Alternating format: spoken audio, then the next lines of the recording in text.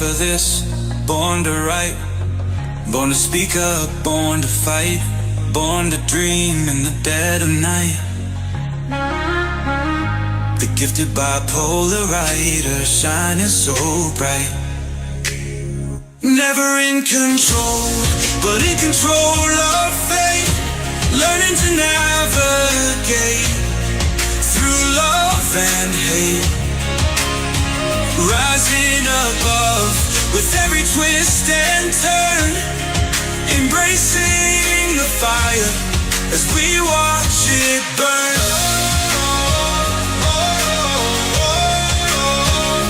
Embracing the chaos, finding the light, breaking the chains, taking flight, riding the waves with all our might, writing our story in black and white. Never in control, but in control of fate. Learning to navigate through love and hate.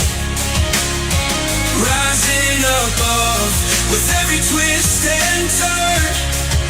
Embracing the fire as we watch it burn. Through the highs and lows, we find our way. In the darkest moments, we still find day. The pen in our hand, the power we hold, the story unfolds as we break the mold. Never in control, but in control of fate. Learning to navigate through love and hate. Rising above with every twist and turn. Embracing the fire as we watch it burn.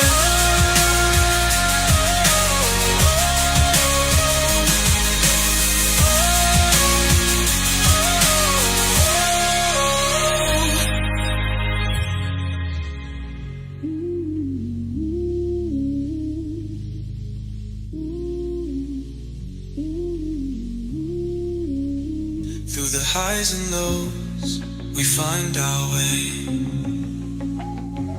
In the darkest moments, we still find day. The pen in our hand, the power we hold, the story unfolds as we break the mold. World.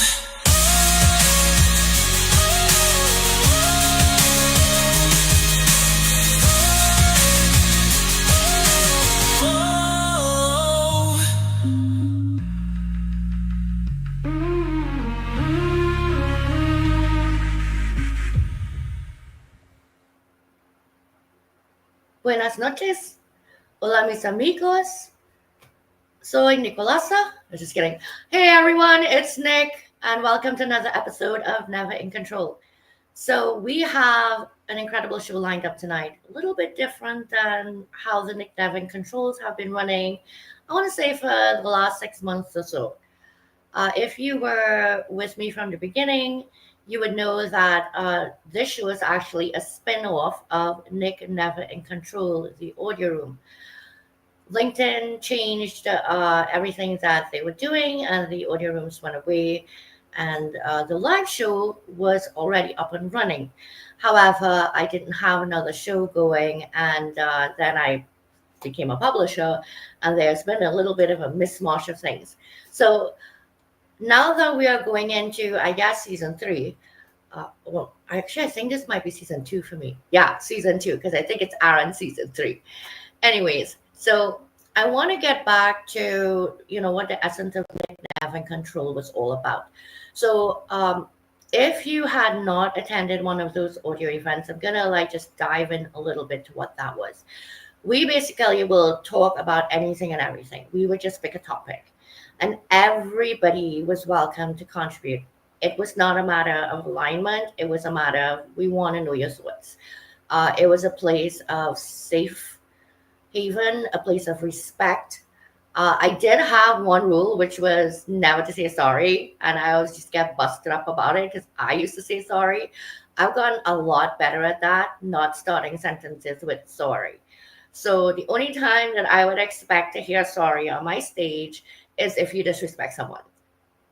So that being said, um, we have Felipe Cofino, Margaret Martinez, and Brenda Lisa Acosta joining us tonight. And the show that we're going to be doing tonight is about the benefits of being bilingual. So my husband is Mexican. Does that mean I'm fluent in Spanish? No. Should I be? Yes. Woohoo. Not good, Nick. So I actually studied Spanish and French in high school for 5 years, and I was pretty good. But like with everything else, if you don't practice, you lose it. So hopefully tonight, these three can help reignite my desire to learn. And for myself, it would be Spanish in this case, but because it would be wonderful to actually eavesdrop on my husband's conversations with his family. Oh, did she just say that in the air? She just did. I'm just kidding. Anyway, welcome everyone that I'm seeing out there. Mike LeBlanc, thank you so much for being here. You have Felipe all incredibly excited about the song you wrote. He was just giving us tastes of more and more and more going on backstage. Joshua Lee, what's up? Okay, I'm honored that you're here, sir. I want to say, not only that, you have been dropping some serious, like, truth bomb comments on my posts lately, and I want you to know that I see them and I feel them and I appreciate them, because it wasn't that long ago we had a live show up here with Guy and Richard Lonsall, and that's when I was just like kicking off starting this business, and now we're here 7 months later and so very well. Look who's here. Well, hello, Guy. Okay, so now I know who I gotta bring on the show to get you two up in here. I got it. Yes. Okay, so we have all our usual suspects, and that usual suspects, of course, off of Mr. Charles Phillips. That's a favorite phrase of his. He's got to be out there in the audience because God alone knows he's trying to get me down to Costa Rica, but he doesn't live there anymore. So I guess I'd not be going to Costa Rica. Adrian, I see you. Jay, hello and welcome. Leslie Flowers, always out there. I see our Trini, Lisa Fevek, and Mr. Jason Forehand. All right. If I met Christy, hello and thank you so much for being here. If I missed you, I will catch you later in the show. I promise you. For now, I want us to jump right in. An hour goes by really quick, especially when we are doing a show with this much content that could come at us. So with that, I am going to ask you to please bring up everyone backstage in whichever order you want to. Oh my goodness, it is so like surreal to be on the stage with all of you at the same time. Like I have to say, it's not like we could not have made this happen before, but like I've been on the stage and or like on screen with each of you individually. So I want to thank all of you for making it possible. I know Saturday nights is kind of like, for some people it's date night, for some people it's, throw myself in the couch with sweats and watch a movie night. So Felipe, we'll start with you. Hola, ¿cómo está usted? Gracias, muy bien. And hello to everyone there. It's great to see everyone there. I'm just sitting here in my beautiful home with my family, waiting for my mother to come back from Spain, actually, for a month-long trip. She's literally at the airport, just called me while I was backstage. But I'm excited to be here tonight. And are we doing introductions or am I just saying hi? I don't know. Well, for now, we're just going to say hi and we're going to let everybody go around and say hello, I guess. And then we're going to just dive right in. And hello, Omar. I see you. I can't miss those caps out there. And Mr. Kennedy, hello. Okay. Brenda Lee. Hola y bienvenidos. Oh, go. No, I'm sorry. That's it. How are you? ¿Qué tal, chica? Okay, so can you hear me? Okay, perfect. I just want to say hello to everyone. It's been a while since I kind of show my face around these live events. And I'm glad I'm here. And it's been quite an intense week. And I was thinking right before joining, oh my God, how did I commit to this on a Saturday at 8 p.m., when I just finished a 6-day challenge. And I'm like, my mind is like completely exhausted. And I literally took a nap, a 3-hour nap. And I'm like, oh my God, I put like 10 alarms because I needed to make sure I woke up before the event. So, yes, but I'm here and I'm glad everybody it's connected here right now. Thank you. Okay, so thank God for the 10 alarms. And I don't know if you guys are hearing anything in the background here, but that would be the thunder. It's about to start pouring here in New York. It is really muggy, and I am really annoyed that I decided to look professional today and wear a long sleeve dress shirt. I just want to say I'm dying. So, Brenda Lise, thank you so much for joining us. I know that you're running on fumes right now, but it certainly means a lot to have you here. All right, so we're going to move on to Hermana. Margaret, how are you? I'm blessed. Thank you so much. Beautiful. First of all, a heartfelt thank you to you, the wonderful, hermosa host, ¿verdad? Sinceramente agradecida, just grateful for creating this, first of all. Thank you. Con todo el corazón. And it's so beautiful that you always say, I should know more Spanish. But look at that leap that you took to make this happen. So I'm just blessed to be here and be around the community, everybody showing up for everybody, and Felipe, an author now, and is seeing just a person, and Brenda Liz, of course, hermosa también, and yeah. So thank you so much. I appreciate you. Muchísimas gracias. De nada. So I wanted to bring you three on specifically tonight because I've kind of like, I know all of us are, LinkedIn circuit people, right? And lately I've been really feeling it for my friends. Like a lot of people are posting that they've lost jobs. A lot of people are reaching out to me in the DMs asking me if I know anyone that's hiring. Am I even hiring? And,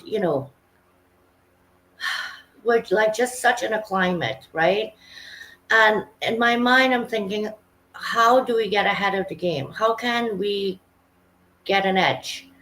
And for some reason, one of the things that jumped into my mind is how important it actually is to be bilingual when you go out there and you apply for work. But also, as an entrepreneur like Brenda Lee's, being bilingual also opens you up in the reverse to being able to service a wider clientele. And then I think of someone like Margaret, who, we know Margaret for the jam, and she's always on, guys, help me out here, my brain. I'm looking at Richard Wright in the, Go brunch. thank you. Um, so, and then we see her there out and about as well, and she's doing so much out there digitally, right? And I think of each of you in your spaces and the fact that you are bilingual, and in this particular case is Spanish. So before we dive into how being bilingual has helped each one of you, and I hope as we close up that you guys could give some advice to people out there that might be kind of like, do I start? Am I too old? How is this going to help? Where can I start? And things like that. I'm going to go around Robin, and I have a couple of questions for you just so that we could get a better feel for where you are present day with, the fact that you are fluent in Spanish. So we'll start with Brenda Lise because I see Brenda Lise there. But you guys are all going to get the same questions pretty much. Ay. Ay, caramba. Okay, so my first question is this. Are any of you first generation immigrants? And if you aren't, are your parents first generation immigrants? And if so, where are you guys from? And then the second question is, did you grow up in a Spanish speaking household? Or did you grow up in an English speaking household? How was that in terms of like growing up education wise here and going to school? Can you just clarify the first question before Brenda Lee starts? First generation immigrant or first generation American? Well, yes, first generation American. Were we immigrants, or are we the first generation of Americans from our immigrant parents? First immigration, immigrants to come here, Okay. right, and become American citizens. Okay. Mhm. Okay, I'm ready. So I moved to the mainland when I was 35 years old. So yes, I was born and raised in Puerto Rico. And some people may say, well, but you were born and raised in Puerto Rico. Puerto Rico is part of the US. Yeah, there's that's a whole different conversation that I'm not gonna have right now. Um, but I was born and raised in a Spanish speaking household. I was blessed that when I was in middle school, my father was in the military and they allowed us to study in a military base in Puerto Rico. So my English comes from those years that I actually studied in a military base. But yeah, I was born, raised in Puerto Rico, and yes, Spanish speaking household. And I do have a 15-year-old that moved to the US with us when she was 2.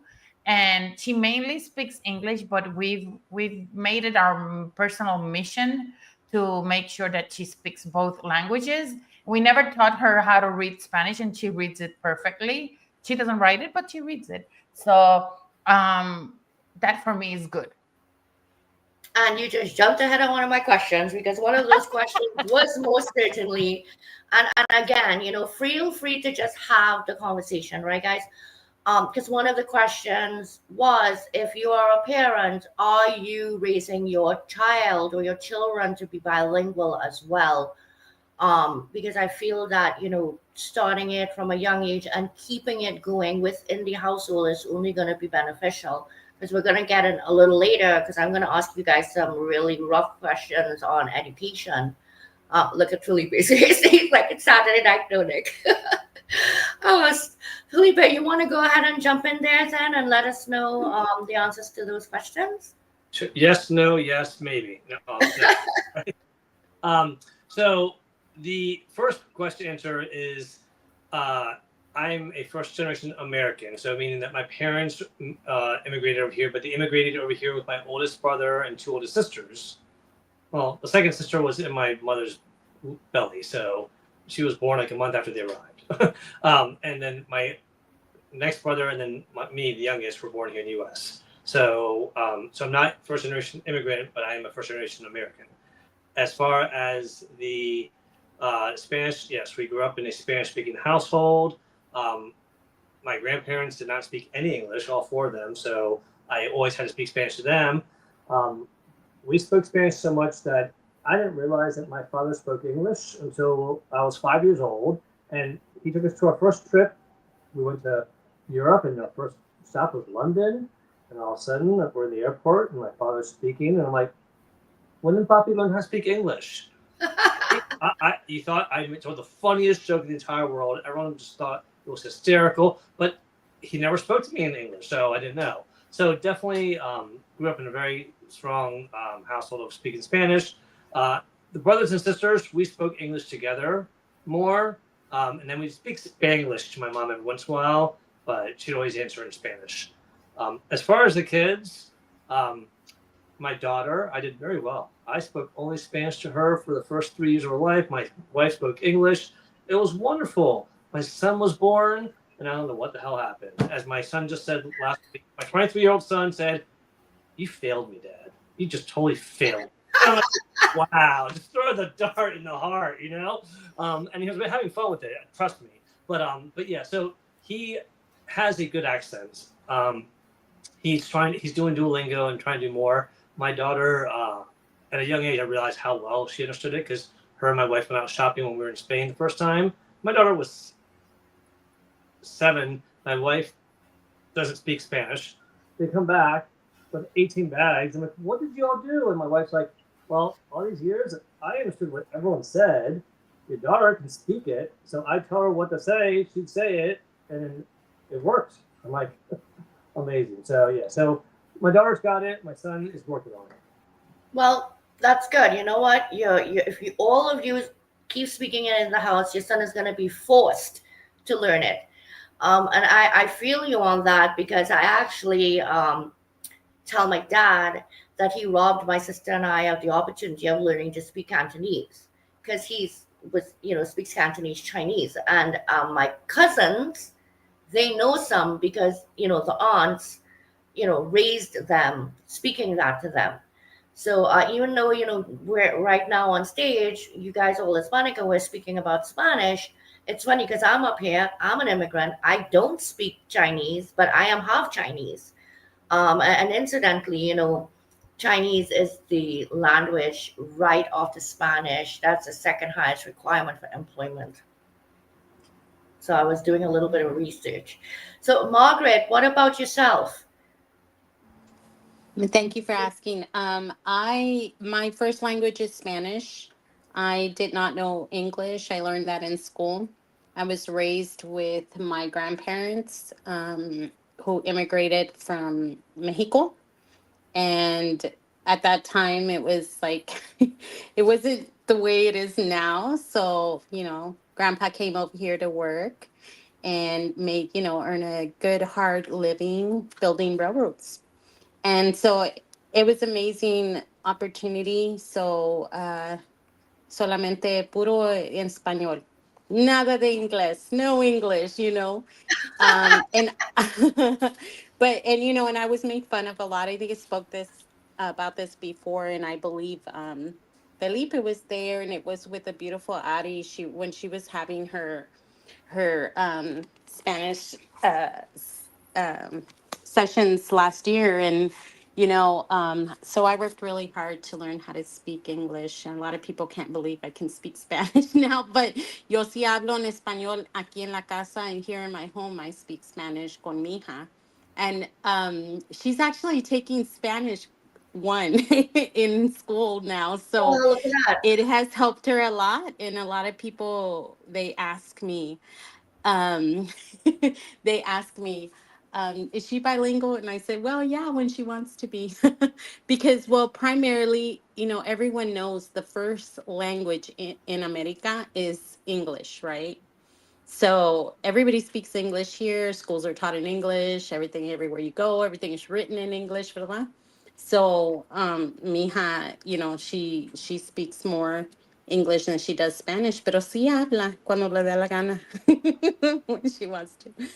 Pero, so she has, predominantly all her friends speak English too. So, but it's been great, knowing two languages. It's an honor, and because of this, I've been able to help translate or interpret, either one, and help other people. I remember one time I was in the grocery store, and un señor was struggling to order his, food and stuff. And I just, I didn't even think of anything. I just jumped right in, and I just told, the lady, oh, he wants this, this, and this, and this.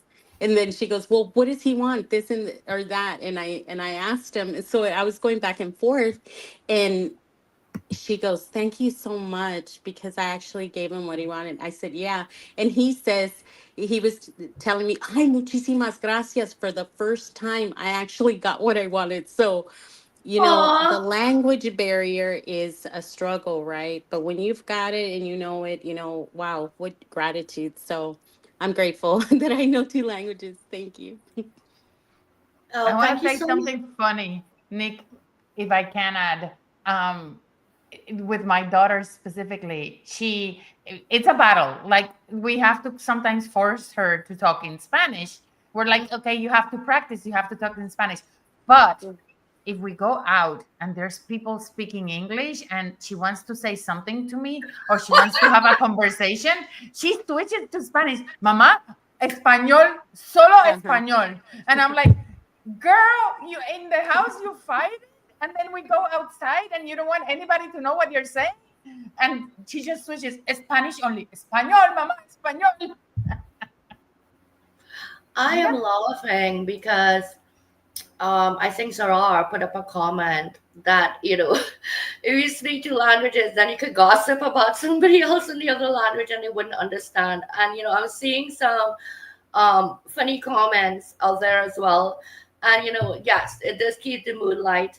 But, there is that serious side of it because when I think about, you know, there's so much else going on in the world that we're focusing on. And I think this is one of the things that as a society could really help us. I'm sorry. Go ahead, Felipe.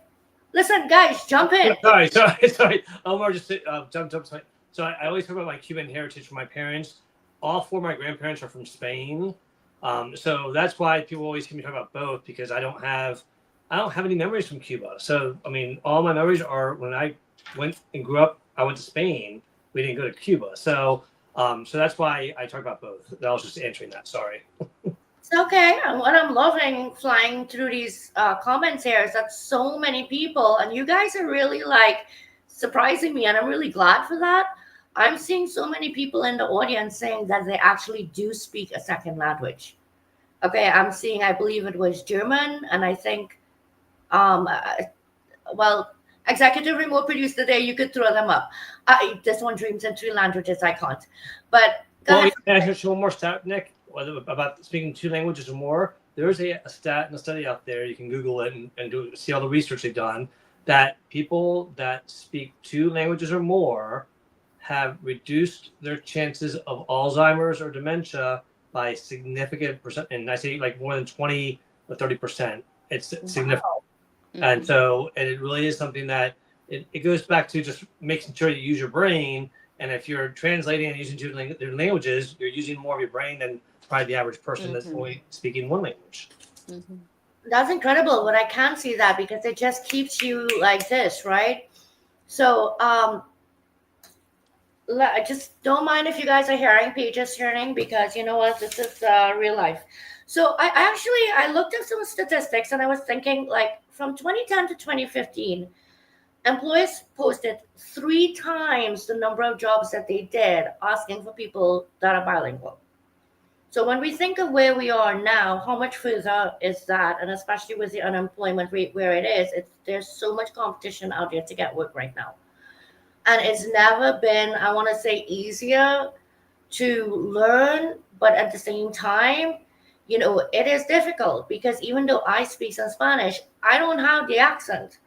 Okay, and funny story, during COVID, I actually went to work for my in-laws, mis suegras, in their Mexican restaurant. And I would answer the phone and take orders. And I remember one of the customers saying, he came in to pick up, and he went, "Donde está la gringa?" So because he didn't understand, you know, he understood enough, but then he was like, you know, because I didn't have the accent. So I wonder if sometimes that also could be daunting for people learning to speak Spanish as that second language. So in the reverse, the way that kids, when they speak Spanish in schools here that are predominantly English, and they feel ridiculed because they can't speak the language, how does that now translate the other way around, right? Like somebody like me, I've been in settings with my husband's family, right? And their family, so they're good. But, you know, in other settings like that, where they're kind of like looking at me like, what's she trying at, kind of thing. Like, have you guys experienced any of the other way around? And I guess I asked that question because, like Felipe, you're in HR, so you do understand how somebody, for example, being bilingual could get perhaps a better shot at getting the job, and or be able to even negotiate salary because they have this additional skill set. No, absolutely. You know, for example, when I was in the hotel industry and I moved around in the DC area, one of the hotels that I worked at, the Hyatt Regency Reston, it was between me and 4 of the candidates. The other 3 candidates I knew very well. We'd worked in the company together over the years. One of them was a good friend of mine. And they all told me, "You're going to get it." I'm like, "No, you've been here a little bit longer." And like, "Nope, you speak Spanish fluently." I'm like, "So?" And they're like, "Haven't you ever been to Reston?" I'm like, "Yeah, once or twice." Like, it's predominantly Hispanic. They need someone that speaks Spanish fluently there. A lot of their staff are Spanish.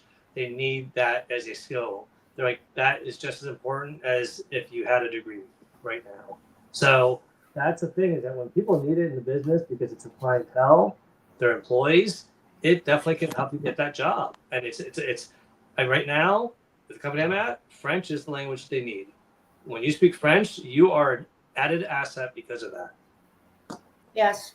I could see that. I could see how the international market, and as we move forward in the workforce, right, in terms of strengthening society's economy and stuff like that, we want to be able to do international trade.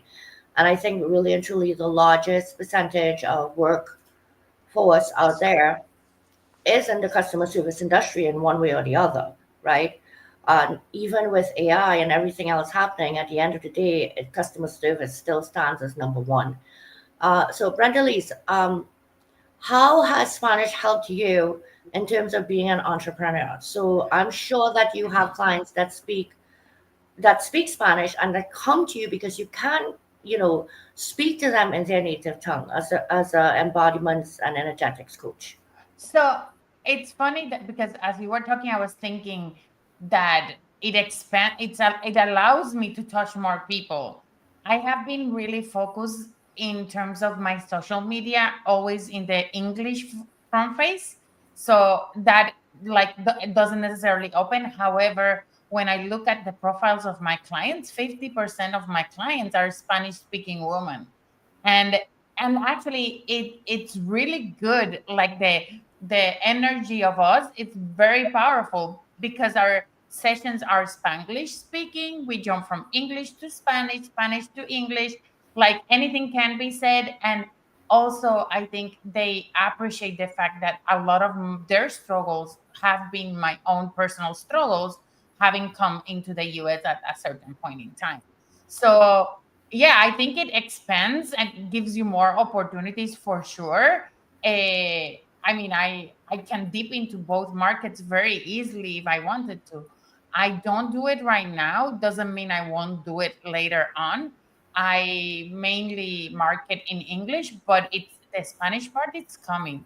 It's just that I feel, energetically speaking, focus is key when you're launching a business. So I don't like. I wanted to make sure my focus was in the right place, but yeah, serving the Spanish community is in my heart, and that will continue. Thank you so much for sharing that with us. Because yes, I do think it's important that entrepreneurs across the board not only be bilingual, but just here in the United States, we need entrepreneurs that actually their um, root language is a language other than English, and English is the second language. Because I feel that that's the way that we're really going to be able to reach. I mean, the United States is a melting pot. That's the bottom line, right?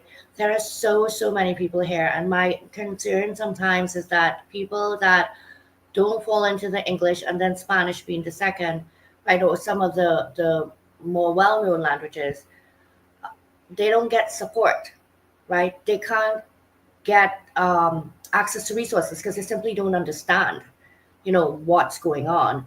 And when I think about that, and that they're the ones that we need people that speak multiple languages to get out there into the workforce. Like, how do we bridge that gap? Margaret, my question for you is this. So you have a school-age child? I do. Okay. So you guys go ahead and tell me this right now. I'm not sure, but is it a requirement in the education system for children to know a second language, to grow up learning a second language in the education system? Is that a requirement? Not in the United States, but I know in other foreign countries, like in Asia, they are required to learn English and I believe multiple languages. I know in Africa, since I have friends in Africa, they tell me that they have English in the schools too, which I think that's phenomenal. I wish we had that here in the United States. Well, we You do are, in some areas. So It's not it. Oh, okay. okay, Not so where I'm at. It's not a requirement. I now, think it varies per state. yeah, And because that my mother is actually that started. new? No, my mother started the language program here in Montgomery County, in Maryland, outside of Washington D.C., 58 years ago, and 30 years ago they made it a requirement in elementary and in high school to have a second language, French, Spanish, or Latin. And Oh that's wow. here in When the States. when we were in New Jersey, it was also a requirement since my daughter was, like, I think in 5th grade or 6th grade, that she had to take a second language. When we moved to Florida, The story is different in Florida. Now, in high Why? don't get me there, I Felipe. feel, The whole education system in Florida is so different. Anyway, Mm. so without getting into politics or anything like that, Mhm. No I politics. no politics. So when my daughter moved here, now in high school, it is a requirement that she has to do, I think, two classes of Spanish or a second language, and I don't think the options are that big here. But what I would say, as a Spanish speaking household, when your kids are taking Spanish in the education system here, it's very difficult for the kid because they feel they're losing their time. I'm going to school and I'm learning something that I know more about it than what they're teaching in school.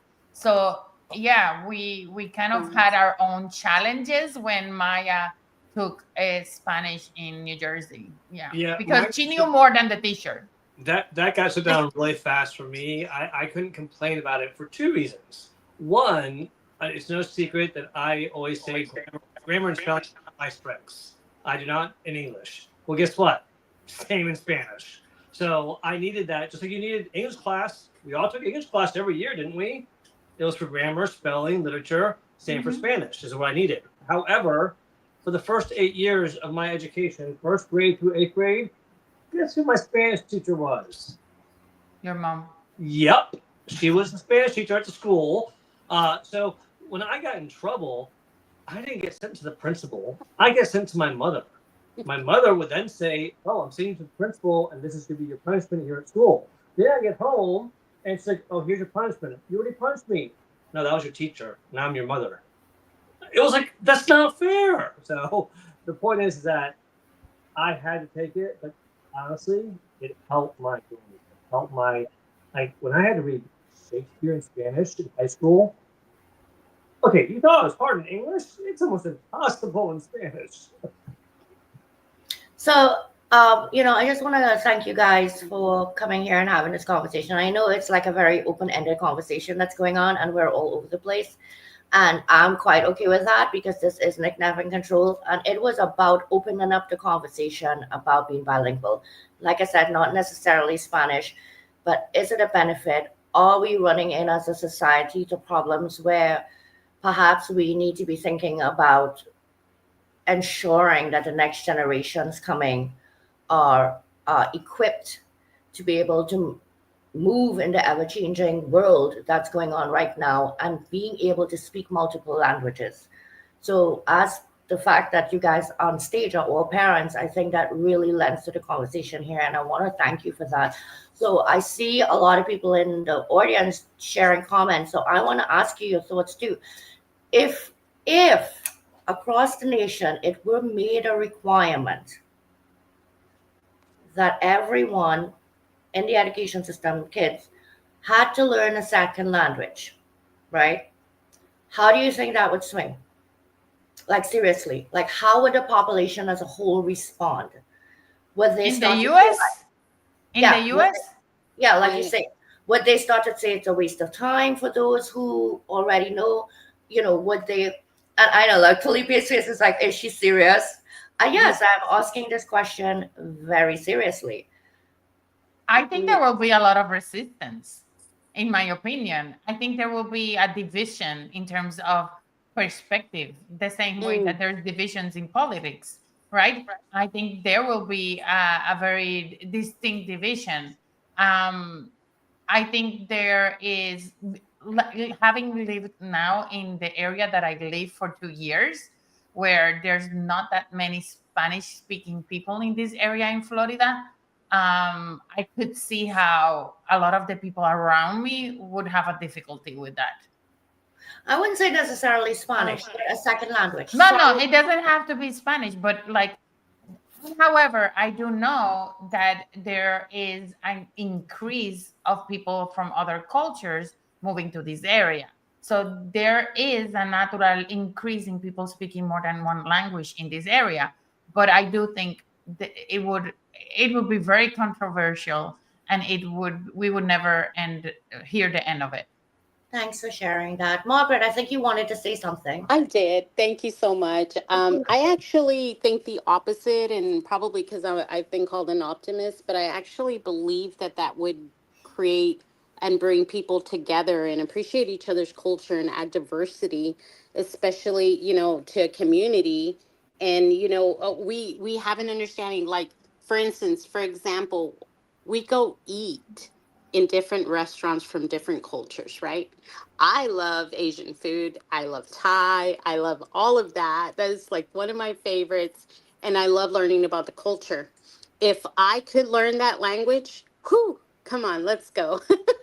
I would love to learn that language. And I feel when you learn someone's language, it brings you closer to their culture, right? You can kind of, relate and stuff. And the reason I say that is because I have had, and I've seen people learn Spanish, right, to speak, and they say, oh, I love that culture, I love that Spanish culture and Latin culture.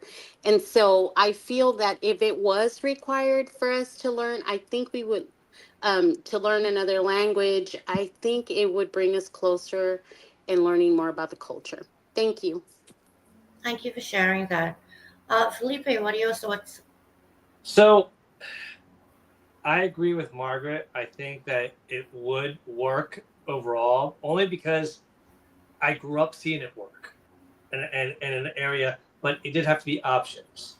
Now, and I also know that I've watched so many students over the years.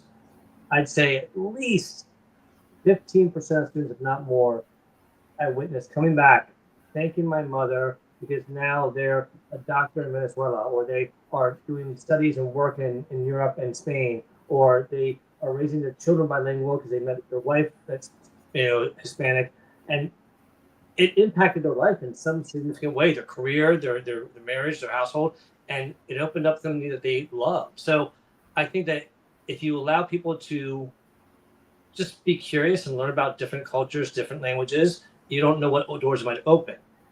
Now, with that being said, and without getting political, that was my 2024 answer. 2025 right now, I think Spanish would be a very difficult language to even encourage, no matter how many languages you are offering. And the only thing I'm going to say about that is I don't seem to have any ice in my drink. But I'm sorry, you're just going in and out. So if I'm leaning forward, guys, it's only because I'm trying to catch what he's saying.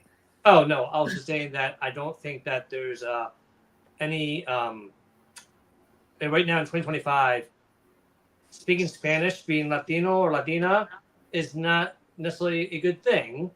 And it's mostly because things like not having ice in my drink, I said. Okay, so we're veering into the political side here. I said ice in my drink. I was talking about my drink, okay? That's all I said. But you know what? It's interesting, Nick. It's not political. It's a reality. Mhm. Like I absolutely agree with you. It is a reality. And I- I am an immigrant and with a Mexican husband, okay, who is a green card holder. And trust me when I tell you, we will not go right now to apply for citizenship. So if I disappear from the stage, people, you guys look for me. But not that political. no. But what I wanted to add is we're in a point in life, and I think it varies a lot from where we are look from a location standpoint. I think Yes. if you are like where we are here in Florida, there was a point where my daughter came in and she said, Mom, when we go outside, we cannot speak Spanish. And without getting into politics, it's a reality. It's a reality that our Spanish speaking dual language kids are experiencing, right? Mhm. And I would say I think it varies, the response varies a lot. If I had been asked this question when I lived in New Jersey, my response would have been completely different than the fact that I've been here in Florida, northeast Florida for 2 years, and it's very different. It's a very different beast, and I think you have to be inside the beast to know how the dilemma is. So yeah. And I support it. I support speaking two languages. I think everybody should know two languages. I think Love the it conversation. gives us much more culture. It allows, we grow, we learn, we're able to be more empathetic with others, and we are able to understand things from different perspectives. But in the reality that I am in this point in time, I see how forcing it could be a challenge. Yeah, so I agree with all of you to some degree, believe it or not. Mhm. I think that there is a fine balance. I think that when you try to shove things down people's throats, they unfortunately fall into defense mode, and therefore that may not be the best approach, especially when what you are suggesting actually could be very positive for everyone involved. And I understand the geographical part of it as well, right? So I went May to I China. also add something, Nick? Yes, Margaret, go ahead. I think it also depends on the presentation, right?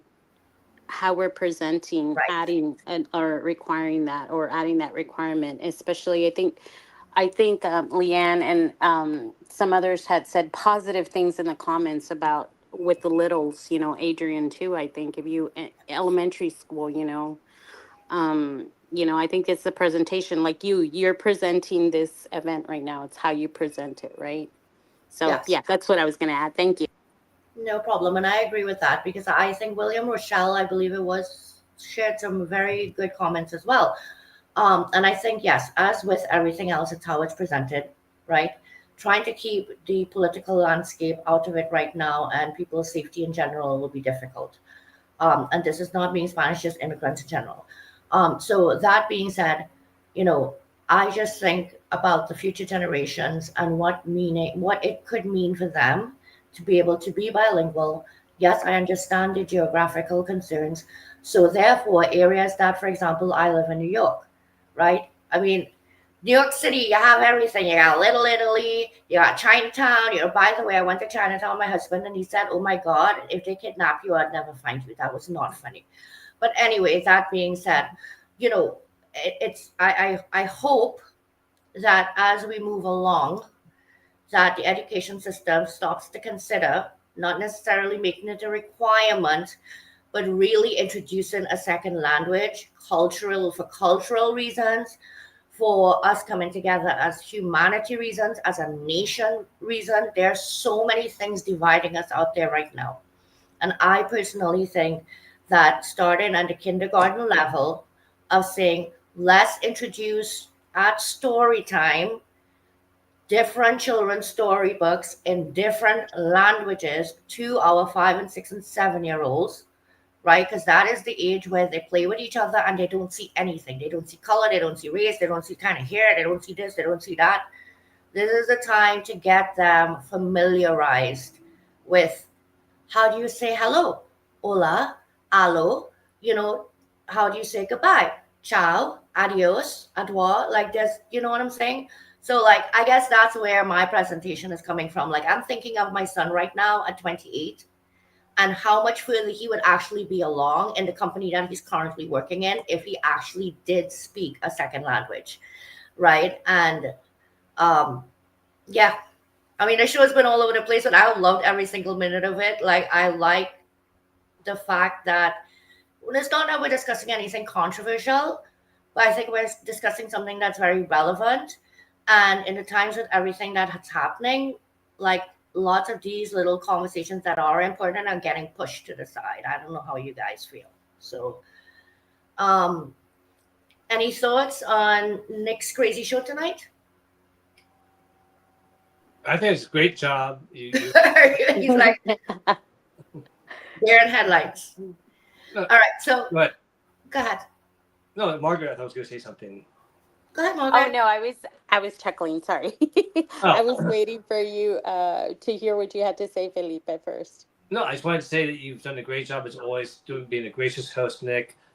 You brought up a topic that I think is very relevant and important for us to keep on talking about because, again, I think all of us have agreed being bilingual has benefited us in so many ways that we never anticipated, helping out strangers, helping out friends. I will say, just because someone is fluent in a language does not mean that they can translate it written as well. That is a whole nother skill, y'all. Okay. Mhm. Conversational translating, sure, I can help somebody out. translate this legal document. Oh, hell no. Nope, not doing it. Nope, not me. My father was great at translating and writing, but it's a whole other skill level to translate another language. So I just wanted to share that. But also just remember, be curious. And one of the benefits is that it could help your mental health as far as dementia and Alzheimer's. Just saying. Thank you so much for sharing that. And again, I just want to say I love the comments going on there, especially about the cultural part, because I think that we as parents can also play a part there, right? Our friends have little friends that come over to play. Like when I'm at the grocery store, it's the same thing. If I'm somewhere, I in a restaurant, I walk by and I say provecho, they'll look at me like, oh, because I'm telling them enjoy their meal. It doesn't matter that I'm not Spanish, right? And I think that that's the little bits of human connection that we can start creating ourselves within the public by doing that. Just telling our children, for example, you have Maria coming over to play, and you have, I don't know, Ashley coming over to play. You know, when Maria comes, say, tell her hola, welcome to mi casa, like this, and I know that might seem strange, but I'm not necessarily Spanish. I'm using Spanish right now. But I just think that this is one of the ways in general with everything that's happening that we could try to help bring us closer together, all of us together. And it may not necessarily be in the education system right now, but it could be each one of us within our spaces. Brenda Lise. I have something, and like it's more putting the question out for everyone. I Yes. feel like I didn't realize this happens. This is something that happens, at least for me, that I speak Spanish and English.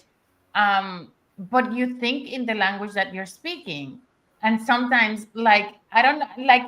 There was a point somebody asked me, Brenda, but what language are you thinking? And I'm like, well, if I'm talking in English, I think in English. If I'm talking in Spanish, I'm thinking in Spanish.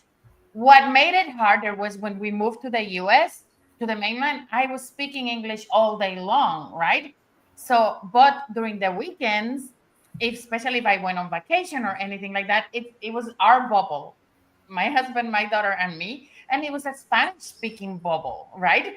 So, the funny part was that I would get so used to like the thinking in Spanish that when I went back to work on Mondays, I made it a rule. I'm not putting any meetings on Monday morning that I need to present or talk because I'm literally still thinking in Spanish and doing that switch of translating like English to Spanish.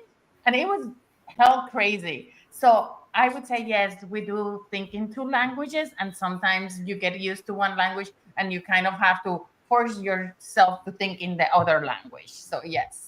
Yeah, and I think that's part of the reason why I don't understand how the brain works. Why we're using different parts of the brain by switching off like that. Because I know when I've dreamt in Spanish, Yes. Yes. I'll wake up thinking in Spanish so much that I'll start talking to the dog in Spanish. Like Oh my Mhm. God, that's hilarious.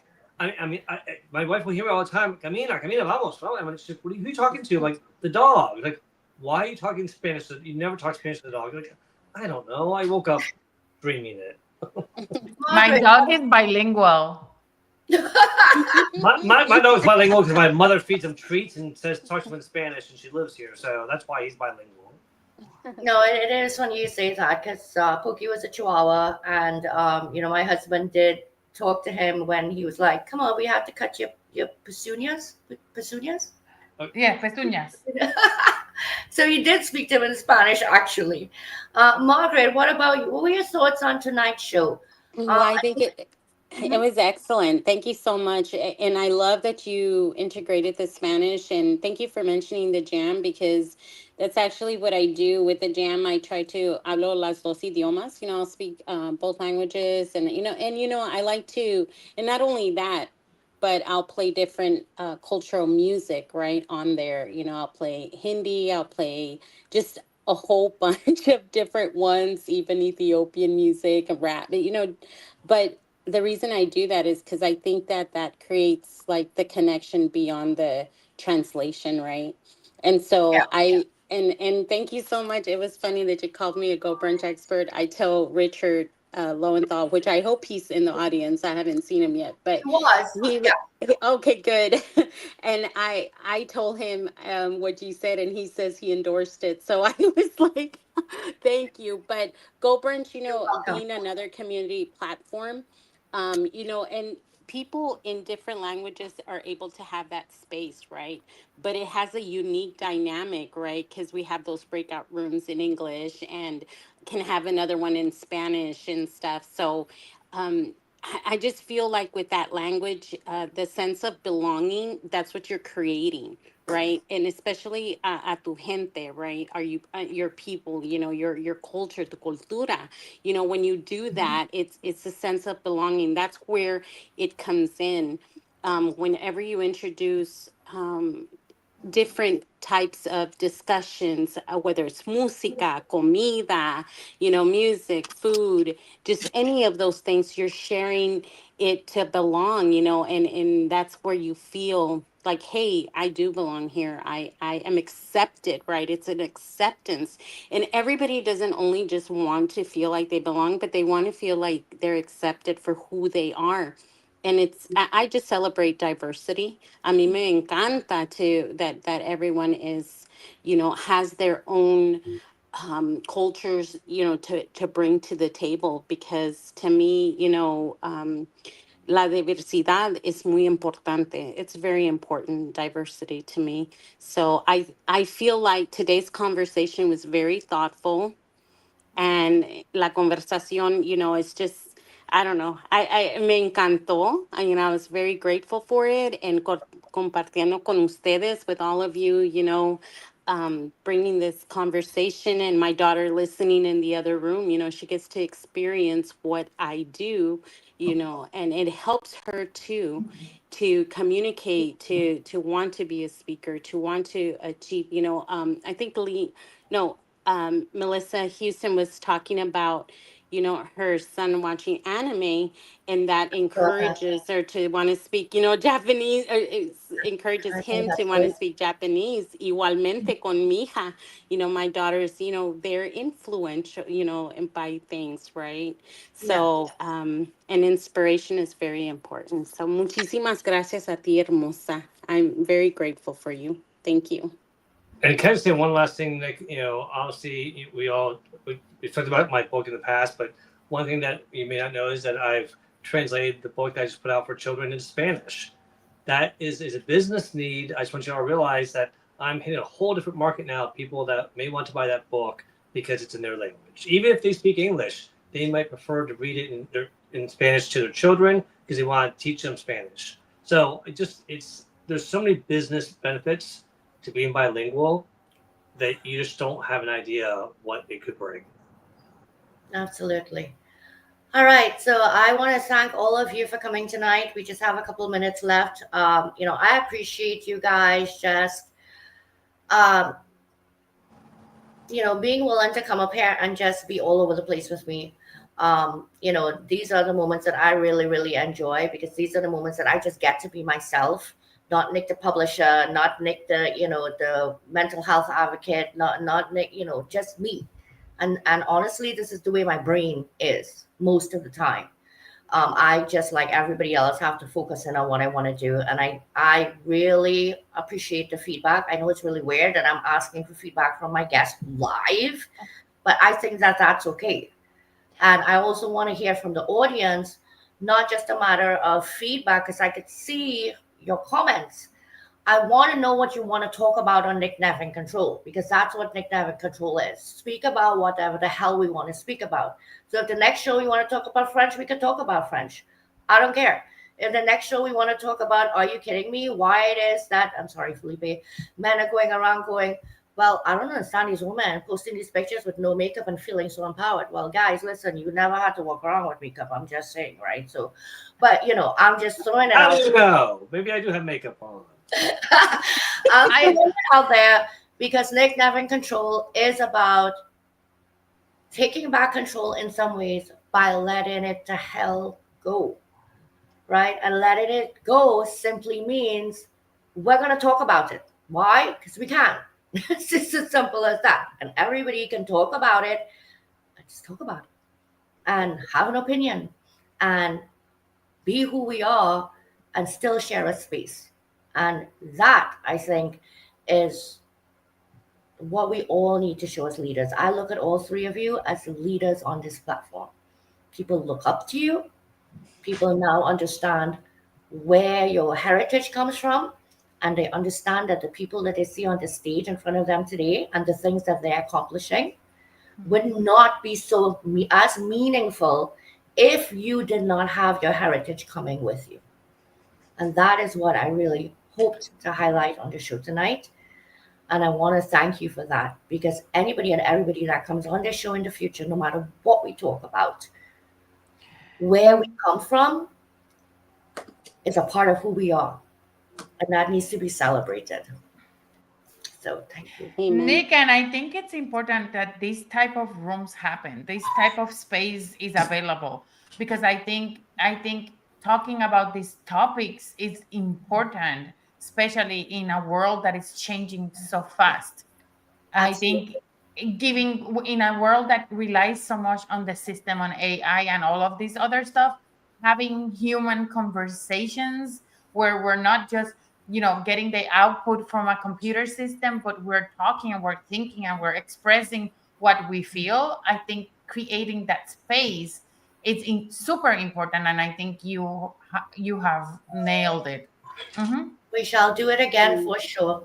This is more than research and technology. This is us in here. Absolutely. And what's going on in here affects here, and it affects this, and it affects this, and it affects this. It affects everything. So we have to have these conversations. Go ahead, Felipe. Felipe's last comment. Go ahead. Last comment, I swear, is your audience for Never in Control, Latinos and Latinas. Never in Control is part of our normal conversations that we have. So you're always going to have Latinos and Latinas always happy with your show. Muchas gracias. Now I should go bother my husband and tell him that we need to practice our Spanglish. Anyway, that being said, I'm not even going to ask him to bring you off stage because we're past time. I'm just going to thank you all again. I'm going to thank the audience again. Nick, Never in Control will be back in 2 weeks. I am going to put out a post. I am going to throw up a handful of topics, and I need you guys to choose what we're going to talk about next, because this is Nick, Never in Control, and we're going to bring it. All right. Love it. Everyone. Bye-bye now. Yes. Adios, mil gracias.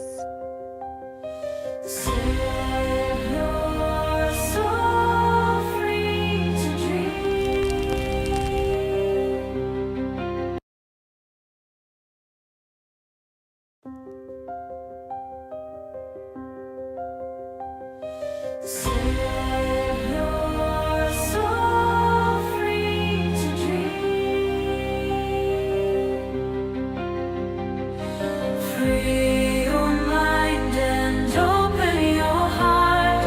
Loosen control and embrace who you are. Set your soul free to dream. When a new day breaks and you feel you are standing at hell's gate, look back and you will see there is someone waiting for you. He, she, or me. Free your mind and open your heart. Loosen control and embrace who you are. Set your soul free to dream.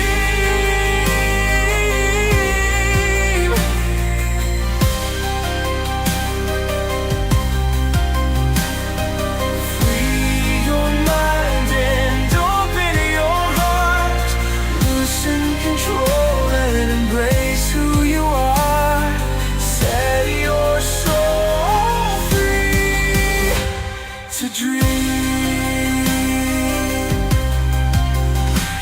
These brambles and thorns that impede the path to our greatest selves, but the test to our willingness and strength to find our greatest wealth.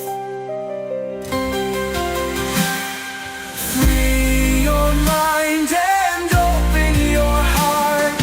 Loosen control and embrace who you are.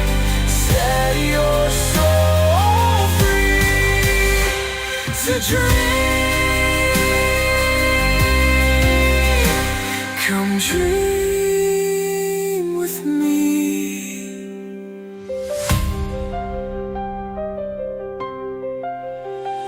Come dream with me.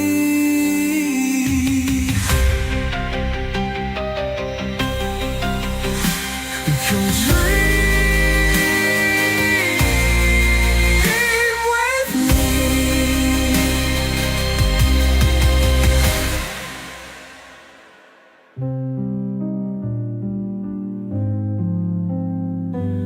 Come